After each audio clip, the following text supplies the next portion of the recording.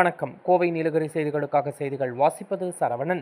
Rotary Club of Coimbatore new டவுனின் 2025-26க்கான புதிய நிர்வாகிகள் பதவியேற்கும் 2ஆம் பதவியேற்பு நிகழ்வு கோவை பந்தய சாலையில் உள்ள காஸ்மோபாலிட்டன் மகிழ்வரங்கத்தில் மாவட்ட இயக்குநர் ரொட்டேரியன் கிருஷ்ணகுமார், துணை ஆளுநர் ரொட்டேரியன் முரளிதரன், முன்னாள் தலைவர், ஆளுநரின் குழு பிரதிநிதி ரொட்டேரியன் பி. துரைமுருகன் இவர்களின் முன்னிலையில் நடைபெற்றது. வரவேற்புரையை ரொட்டேரியன் பி. துரைமுருகன் வழங்க, கடந்த 16 மாதங்களாக ஆர்சிசி கிளப்பின் வரவு செலவு கணக்குகளை ரொட்டேரியன் எஸ். திருநாவுக்கரசு சமர்ப்பித்தார்.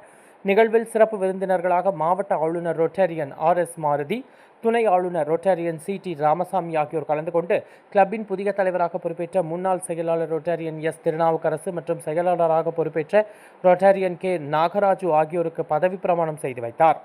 நிகழ்வில் முன்னாள் தலைவர் ரொட்டேரியன் பி. துரைமுருகன், புதிய தலைவருக்கும் இதேபோன்று முன்னாள் செயலாளர் ரொட்டேரியன் எஸ். திருநாவுக்கரசு, புதிய செயலாளர் ரொட்டேரியன் கே. நாகராஜுவிற்கு பொறுப்புகளை வழங்கி வாழ்த்துக்களை தெரிவித்தனர்.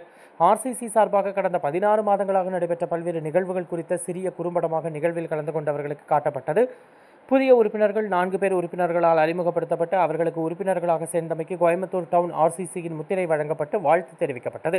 மேலும் கோயம்புத்தூர் டவுன் ஆர்சிசியின் இலச்சினை, சிறப்பு அழைப்பாளர்கள், முன்னாள் மற்றும் இந்நாள் தலைவர், செயலாளர் அறிமுகப்படுத்தினர். நிகழ்வில் ரொட்டேரியன்கள் துரைமுருகன், திருநாவுக்கரசு, நாகராஜு, சோமசுந்தரம், இர்ஃபான், வடிவேலு, மைக்கேல், ராஜசரவணன், பாலச்சந்திரன், இமான்ஷு, செந்தில்குமார், பார்த்திபன், வினோஜ், கார்த்தி, மோகன், சுரேஷ் உள்ளிட்டோர் அவர்தம் குடும்பத்தாருடன் கலந்து கொண்டு சிறப்பித்தனர். கோவை நீலகிரி செய்திகளுக்காக எமது சிறப்பு செய்தி ஆசிரியர் தமிழ் வெங்கடேசன்.